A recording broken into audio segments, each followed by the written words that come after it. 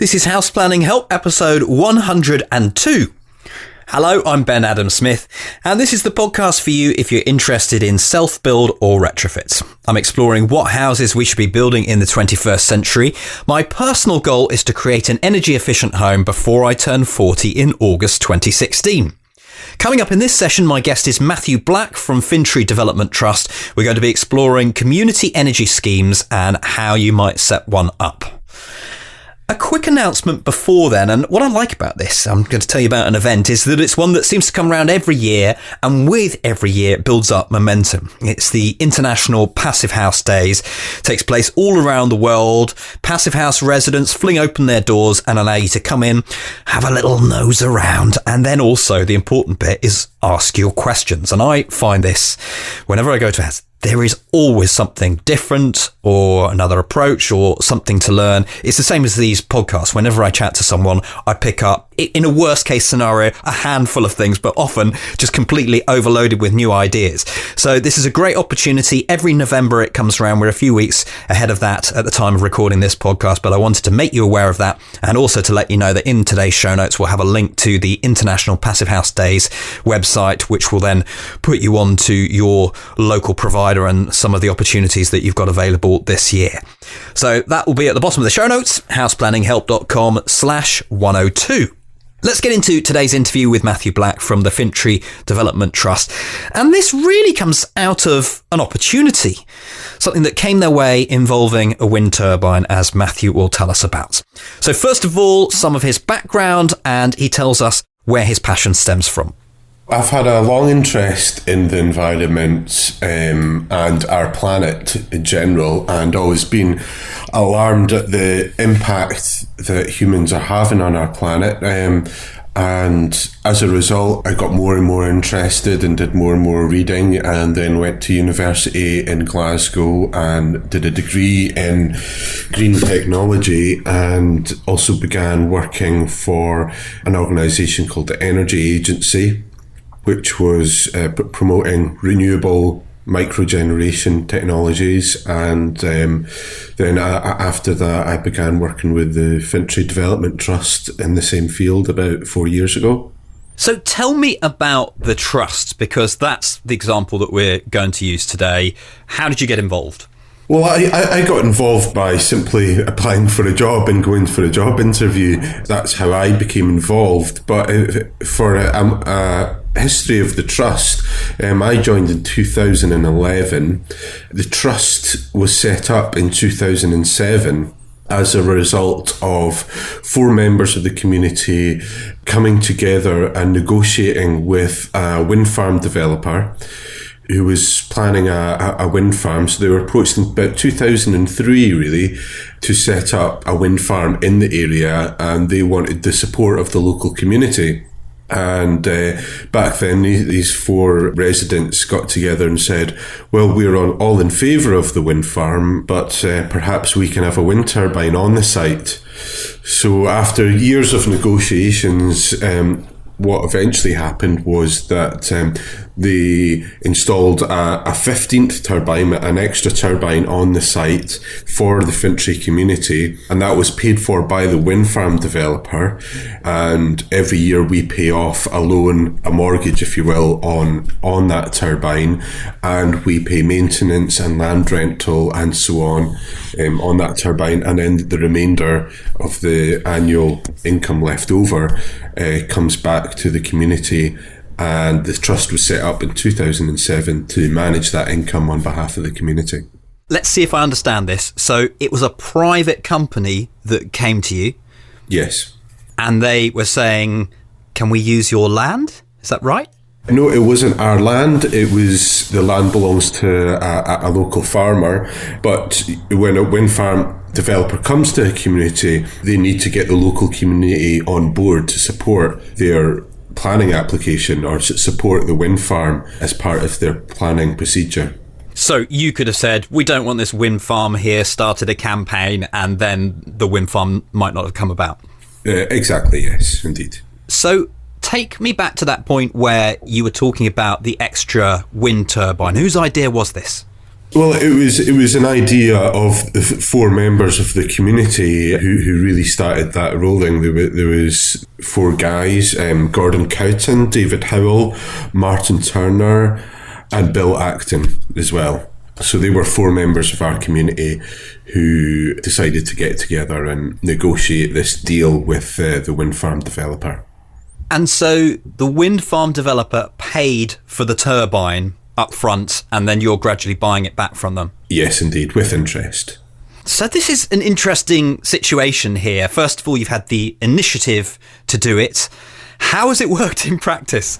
Well, I think because we were the first community to go down this, I think there was sort of finding our steps quite a lot. You know, it wasn't easy, and I think it was quite risky as well on our part. So it wasn't easy, and maybe in hindsight, maybe the four residents that set up would maybe do things a little bit differently if it was now. But apart from that, it's gone very well. I mean, wind energy being very intermittent, it's quite hard to predict or forecast the wind, and therefore it's quite hard to forecast the amount of income we're going to get because we get our income twice yearly, so once every 6 months.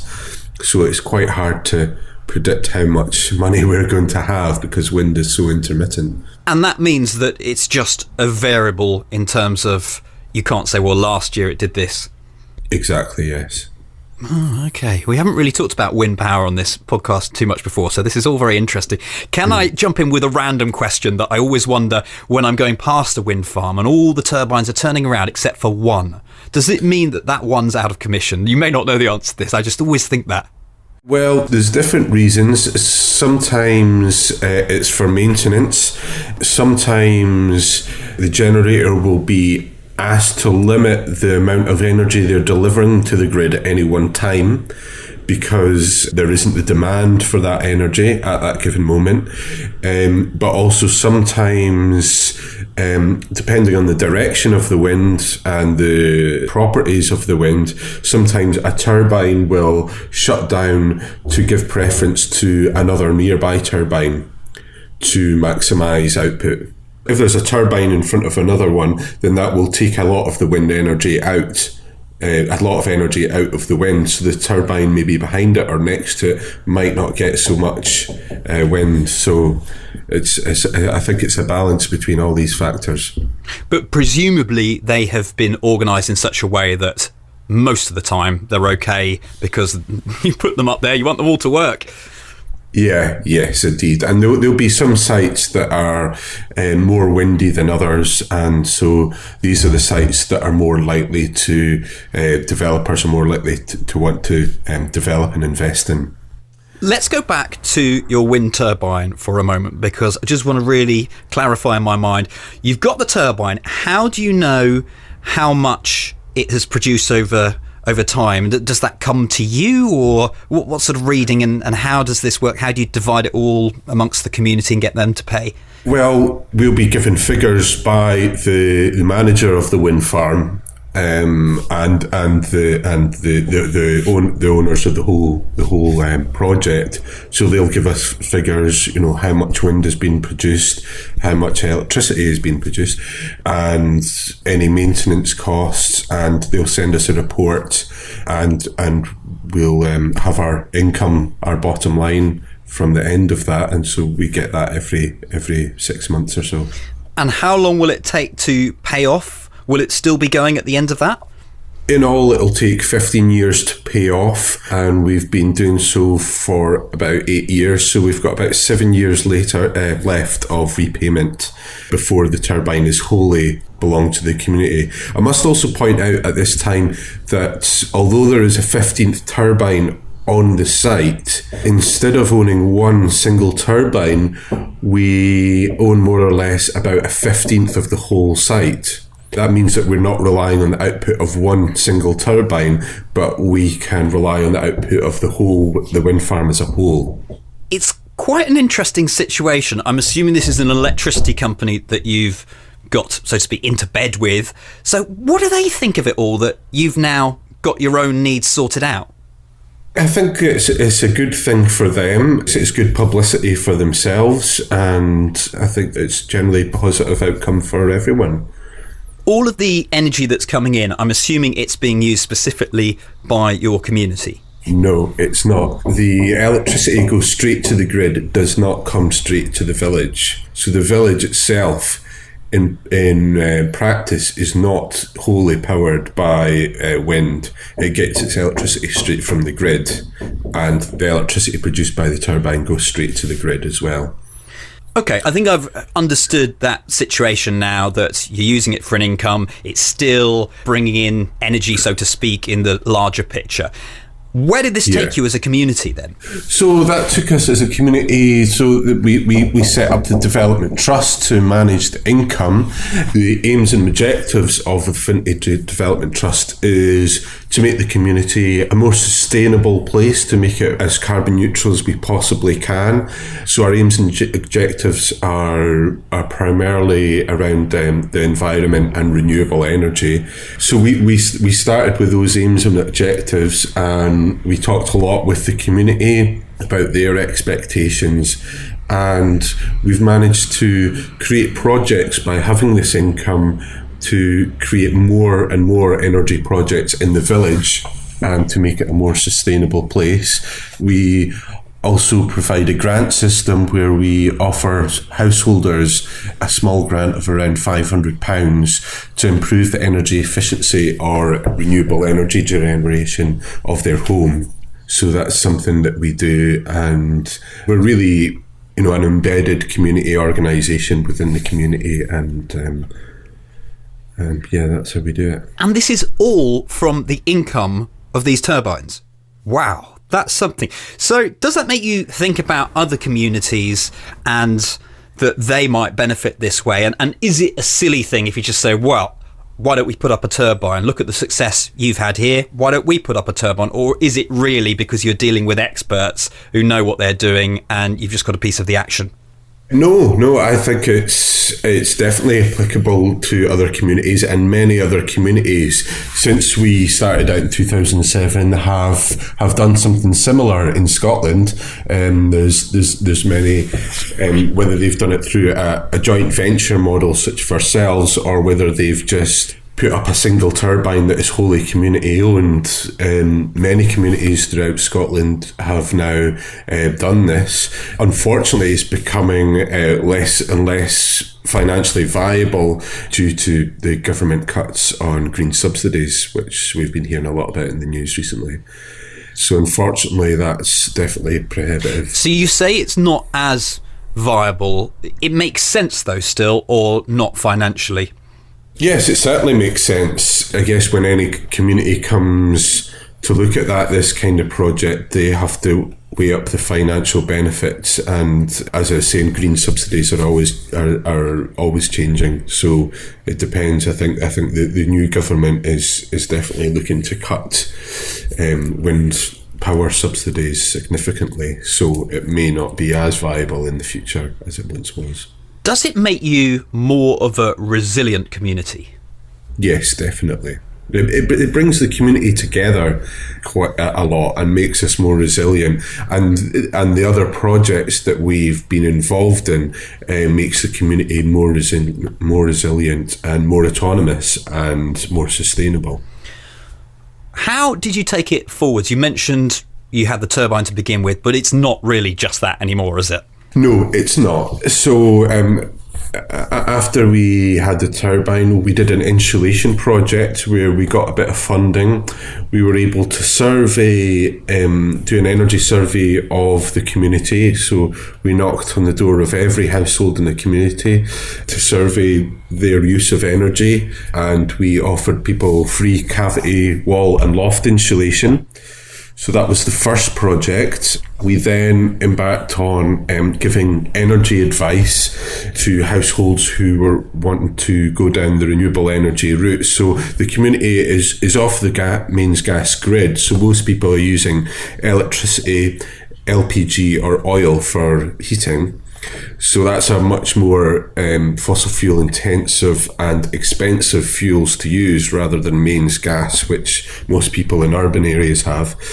So there's a real opportunity and willingness for people to choose less expensive and lower carbon technologies to install into their homes. So many people fitted air source heat pumps and ground source heat pumps, biomass boilers, solar hot water systems, and solar PV, and these sorts of technologies. So we really advised and encouraged people to take on board this technology. Now we have around about 120 microgeneration renewable installs in the community. So that started in 2009 and is ongoing. We've done some work to the local sports club, Fintry Sports Club, which is a charity organisation and really the hub of the community. So it has the village shop, it has a bar and restaurant there, it has a bowling hall, it's a rugby pitch, it has a gym there. So we took out an oil boiler there and put in a biomass boiler. We've now put 200 solar panels on the sports club as well and insulated the building. We've put solar panels on the local school as well. We've helped the local pub. The local pub has now put in a biomass boiler and we've insulated that building as well. We've recently put in biomass district heating for 26 properties in the community. We've set up a local wood supply chain for firewood. So I have a chainsaw license, so sometimes I go into the wood and harvest wood from local wood that has it's been unmanaged, so it's a lot of storm damage and so on. So I've gone in and harvested some of the wood there, and then we've been able to give that away to the community for free to encourage them to burn wood and burn less oil. And these are some of the initiatives which we've done. We've also set up a community garden, and that's sort of a broad picture of some of the projects that we've been involved in. It sounds like you've done a heck of a lot, and I think that's fantastic. So what would it take for someone living anywhere in the world, really, to start something like this? Well, I think it's looking. Any community has its potential opportunities for energy generation, or it may have a community asset which is not energy related, such as a community hall or a community shop or something like this. So it's really about focusing on the potential of the community and investing in that. And also being quite opportunistic as well. Over the years, we've managed to, our income is not so substantial that we can afford things like staff and so on. So quite often we've applied for grants as they've come along and so on. So it's about being aware of the opportunities out there and the potential in the community to invest in these assets and develop the community sustainably. And a lot of the responsibility for that, I think, now falls upon the community as a whole, because it may not be something that's developed by the local authority or the wider government. To me, it sounds like you had a fantastic community anyway. Perhaps there's someone listening saying, our community, they just don't get together like you do. So what tips would you have for them? I'd say perseverance, don't give up, and find new ways to engage with the community and get people's experiences and be open to people's views and try and bring people together in as many ways as possible. I suppose for us it's been slightly easier because we are a very small community. There's only 335 households in the Fintry community. So because it's quite a small population, it's been really quite easy for us to engage with the community. But for others, I would recommend once people start seeing the value in your mission and what it is that you're doing for the community, people can start seeing a value, and that's something to be very proud of, and it's something that inspires and encourages other people in the community to engage with you and really get on board and say, wow, what these guys are doing is really brilliant. So I would suggest, perseverance and keeping your eyes and ears open for opportunities that can come along. Has this been a massive learning experience, or have there been tools and resources that you've used along the way that have really helped? It's been a fantastic learning experience. It's been a steep learning curve. There's been people who we engage with who perhaps may have helped us along the way or been a resource, such as the local community council. There's been the people who run the sports club, but also wider. There's been the local council have been helpful. There's some local MPs that have been supportive, and there's government programs, energy efficiency and renewable energy programs that we've been able to use to help our projects as well.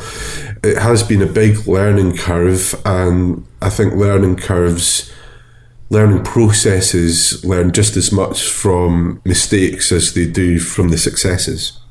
Do you have a couple of mistakes you could share with us? I think personally what I've learned, that because we have projects come along, ideas for projects, many of the community have different ideas for projects, and not all projects will work. So sometimes you get really inspired and involved in a project, and you go out and tell everybody about it, and you get everybody's expectations up, and for one reason or another that project might end up not becoming viable, or they may become a stumbling block that you just can't get past, and therefore the project maybe doesn't go ahead or doesn't go down the route that you had hoped. But because you've already been very excited about that project, you've already told everybody in the community, so you've raised people's expectations. But it's one of these things. You can't win everything, and there's certainly a lot of things in our community that we have achieved and that we are able to be proud of, and we were very happy that we've been able to do that, and we are hoping to carry on and progress in these projects that we do. We're just about out of time, but I think I have two more questions. The first one is on optimization, because I have this thought at the back of my mind that really when it comes to renewable energy, what we should be doing is working out the ultimate locations for, say, the wind turbine or whatever it might be. So when it comes to some of the renewable sources you now have in the community, do you think they've been optimized? Yes. In other words, do you think they're the best technology for that?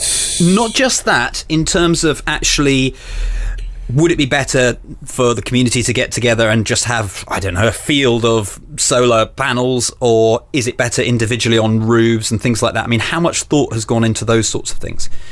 Yeah, thought has gone into those things. So sometimes we've looked at bigger projects and tried to put in bigger projects that will have more impact, but sometimes that's just not possible. We have thought about these things, and it has been optimised. Yes, I would say so. So this episode has really been an introduction to community energy and how you might go about setting up your own community energy scheme.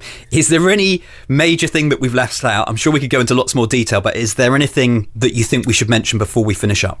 Yes, I'd say that it's important that we've set up our development trust as a charity, and we have 7 board members on the trust.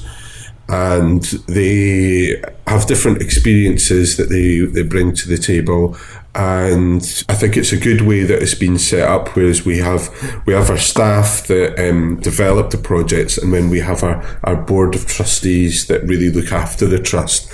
And it's important that a community sets itself up in a way that is transparent and also very clear on its outcomes. And that, I think our example is a very good way of doing that. Matthew, thank you very much. Thank you, Ben. You can head online to take a look at today's show notes, houseplanninghelp.com/102. On there, a summary of the main points, as we always do. We like to have that so you can refer back to it. We've got photos. We've also embedded a video called Wind of Change, Fintry Community Renewable Energy Film. It was made in 2011. When something's made well, it's very easy to go back and look at it because the content is so good. Links to Fintry Development Trust all on the show notes page today, houseplanninghelp.com/102. Before we finish up, I have an update on the hub, and we're adding to this all the time. This is our membership area where we're trying to add more value than we do in the podcast. I suppose it's led a lot by video because that's something that we do at Regen Media all the time. We feel we should be doing a lot more at House Planning Help, but it's the resource side of things. It takes lots of people, takes lots of processes to produce a good video, and yet it's a great way of explaining things, and particularly when we go out on site, we've got a case study that we're doing at the moment, which is Long Barrow Passive House, and you get to see everything, and when you're seeing things, you can ask questions at the same time. So we're trying to deliver lots of really good video in the hub. That's one of the main things. Also, because we can't do this everywhere straight away, it just wouldn't work. We've had to focus it on the UK and also specifically on people building a house to begin with. I'm hoping at some point in the future that this can expand and perhaps we'll be able to go over to the States and do a few things over there. For now, though, we're just going to keep it clear and simple. So I'm sorry if that rules you out. You're welcome to sign up. It's just that some of the information may not be as relevant as obviously I would like it to be. So there's a new unit in there every month. Also, the Long Barrow videos, a forum as well, so that you can chat to other people who are building a house and you'll learn from them and you can share. That's what this podcast's all about, really, isn't it? Listening to other people who are either building a house or an expert in their field. So the price point for this is £45 per year. At some point in the future, we will double it, but we're nowhere near that yet because we want to make sure that everything's working and that you go in there and hopefully it will be honed at that point that it's just going to deliver a lot of value to your house building experience.